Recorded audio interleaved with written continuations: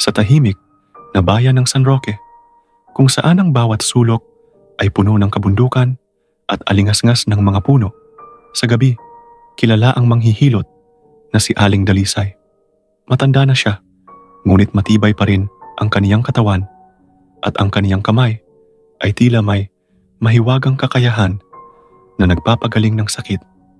Mula sa simpleng pilay hanggang sa mga mas malalalang karamdaman, halos lahat ng tao sa bayan ay dumadaan sa kaniyang kubo kapag nangangailangan ng tulong.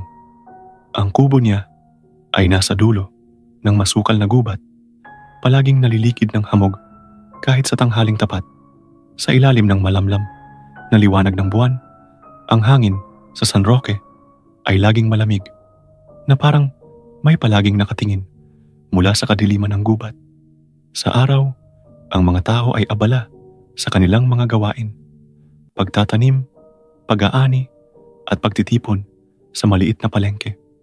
Ngunit pagsapit ng gabi, ang bayan ay nagiging tahimik at ang tanging maririnig ay huni ng kuliglig at minsan mga tunog na hindi may paliwanag. Sa mga kwentuhan ng matatanda, sinasabing ang gubat kung saan nakatayo ang kubo ni Aling Dalisay ay sagrado. May mga lumang alamat tungkol sa mga aswang na nagkukubli roon, naghihintay ng pagkakataong makapanlin lang ng tao. Ngunit sa kabila ng takot ng karamihan, ang mga tao ay patuloy pa ring pumupunta kay Aling Dalisay dahil sa kaniyang pambihirang husay. Isang gabing maulan, dumating si Ramon, isang magsasakang binata, sa bahay ni Aling Dalisay. Ang kaniyang asawa, si Elena, ay 7 buwan nang nagdadalang tao, ngunit bigla na lamang nakaramdam ng matinding pananakit sa kaniyang tiyan. Ang mga midwife sa bayan ay walang magawa, kaya't si Ramon ay napilitang maglakad sa gitna ng ulan at dilim upang humingi ng tulong. Ang kaniyang mga yabag sa putik ay tila inuulit ng mga tunog ng gubat at ang bawat hagis ng kidlat ay nagpapakita ng mga anino ng malalaking puno na parang mga nagmamasid na nilalang.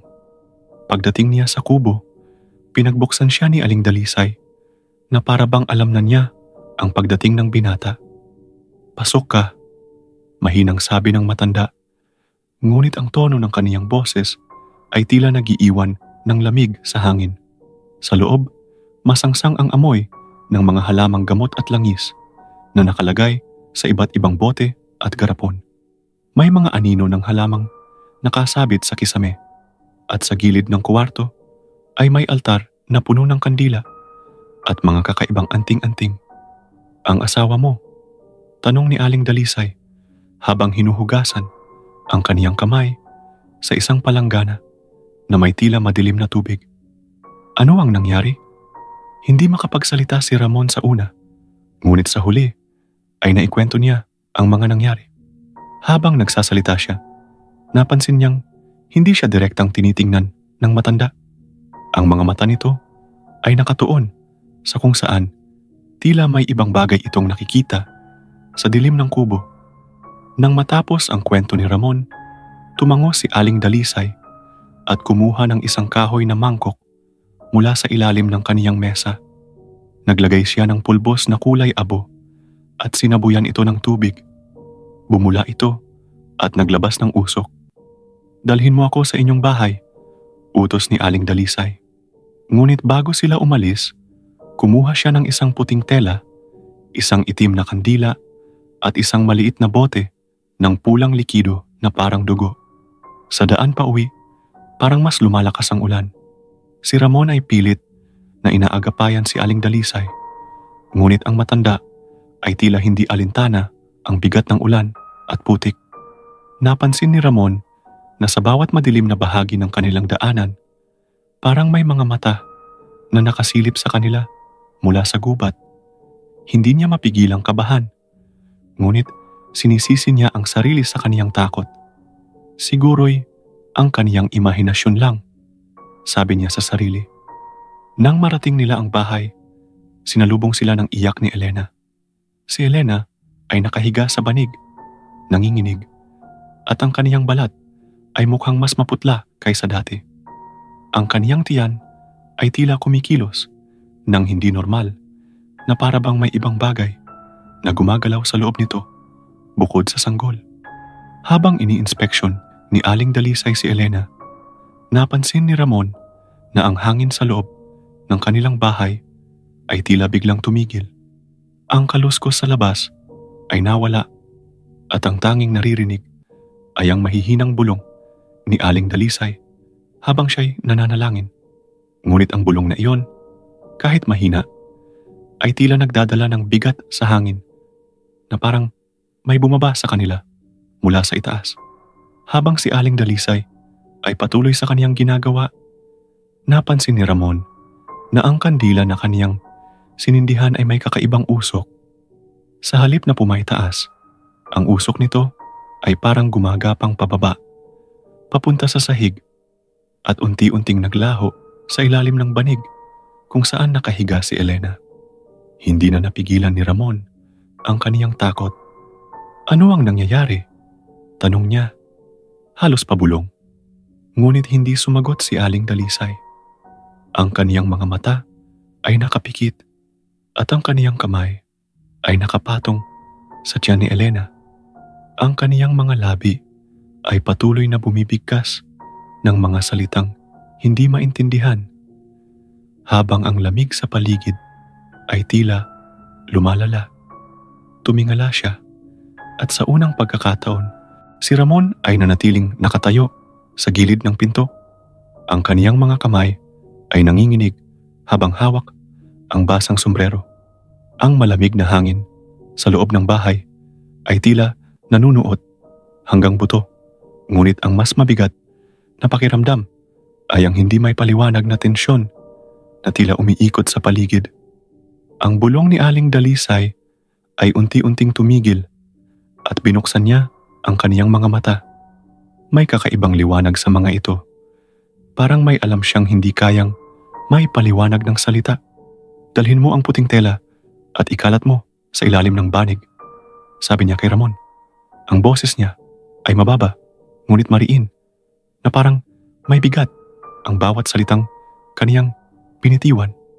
Hindi na nagtanong si Ramon. Kinuha niya ang tela at maingat na ikinalat sa ilalim ng banig ni Elena na ngayoy nakapikit ngunit umiiyak habang ang kaniyang kamay ay mahigpit na nakahawak sa kaniyang tiyan. Biglang tumigil ang lahat ng tunog. Ang ulan sa labas, ang mga huni ng kuliglig, at kahit ang hinga ni Ramon ay tila nawala. Ang tanging naririnig ay ang malakas na pintig ng puso niya sa kaniyang tainga. Si Aling Dalisay ay nagsimula muling magbulong. Ngunit ngayon, ang kaniyang boses ay tila mas mabigat, mas matalim. Ang hangin ay parang nagiging mas makapal sa bawat pagbigkas niya ng salitang hindi maunawaan. Ang kandilang itim na kaniyang sinindihan ay naglabas ng malalaking anino sa dingding. Sa bawat galaw ng apoy, ang mga aninong ito ay tila sumasayaw, ngunit hindi ito sumasabay sa galaw ng liwanag. Sa halip, parang may sariling buhay ang mga ito, gumagalaw sa paraang hindi kayang ipaliwanag ni Ramon. Isa sa mga anino ay tila humugis sa isang nilalang na may mahahabang daliri at malalaking mata, nakatitig kay Elena mula sa sulok ng dingding. May nagmamasid, bulong ni Aling Dalisay, ngunit sapat para marinig ni Ramon. May hindi sang-ayon sa pagdating ng batang ito. Natulala si Ramon, ngunit hindi siya makakilos. Ang mga salitang iyon ay nag-iwan ng matinding takot sa kaniyang puso. Ano ang ibig mong sabihin? Tanong niya, ngunit bago pa man siya masagot, biglang bumagsak ang lahat ng kandila maliban sa itim na kandila sa gitna. Muling nagbulong si Aling Dalisay. Ngunit ngayon, mas mabilis at mas mabigat ang bawat bigkas niya. Inilabas niya ang bote ng pulang likido at ibinuhos ito sa tiyan ni Elena. Sa sandaling iyon, nagsimulang gumalaw ng mas marahas ang tiyan ng babae. Napahiyaw si Elena. Ang boses niya ay tumagos sa katahimikan ng gabi. Ngunit imbes na marinig sa labas, Parang naipit ang tunog sa loob ng bahay. Tumatama sa bawat sulok ng dingding. May naramdaman si Ramon. Isang malamig na dampi sa kaniyang balikat. Sa paglingon niya, wala siyang nakita. Ngunit ang pakiramdam ng isang bagay na napakalapit ay nananatili. Hindi na niya kayang pigilin ang takot. Ano ba ito? Halos sigaw niyang tanong. Ngunit si Aling Dalisay ay nanatili sa kaniyang ginagawa. Ang mga matay hindi iniaalis sa tiyan ni Elena. Biglang lumabas mula sa tiyan ni Elena ang isang maitim na usok na parang hindi bahagi ng katawan ng tao. Ang usok ay kumalat sa ere, bumuo ng mga anino na tila nag-aaway sa isa't isa. Ang mga anino ay tila naglalabanan. Ang bawat isa'y naglalabas ng nakakabinging hiyaw. Si Ramon ay napaluhod, halos hindi makahinga sa bigat ng presensya sa paligid. Sa wakas, tumigil si Aling Dalisay at huminga ng malalim. Ang usok ay tila nahigop ng itim na kandila na biglang namatay. Muling bumalik ang tunog ng ulan sa labas, ngunit nanatiling tahimik si Ramon at si Elena. Ang matanda ay humarap kay Ramon. Ang kaniyang mukha ay pagod, ngunit nananatili ang tapang sa kaniyang mga mata. Nasa labas sila. Hindi sila aalis, mahinang sabi ni Aling Dalisay. Pero ligtas na ang asawa mo. Ang bata, malakas ang dugo. Hindi na intindihan ni Ramon ang ibig sabihin ng matanda. Ngunit bago pa man siya makapagtanong, kinuha ni Aling Dalisay ang kaniyang mga gamit at tumayo. Bantayan mo siya at huwag kang magpapasok ng kahit sino ngayong gabi. Naiwang nakatulala si Ramon habang ang matanda ay lumabas sa pintuan. Sa labas, parang may anino siyang nakita sa gilid ng gubat, ngunit hindi niya kayang tingnan ng matagal. Sa loob, si Elena ay nakatulog ng mahimbing, ngunit ang kaniyang mukha ay nananatiling maputla at ang paligid ng kanilang bahay ay nanatili sa kakaibang katahimikan. Habang ang gabi ay lumalalim, alam ni Ramon na ang gabing iyon ay hindi pa tapos at ang pakiramdam ng malamig na hangin sa kaniyang likuran ay nagsasabing may nagmamasid pa rin, naghihintay ng tamang oras upang muling magparamdam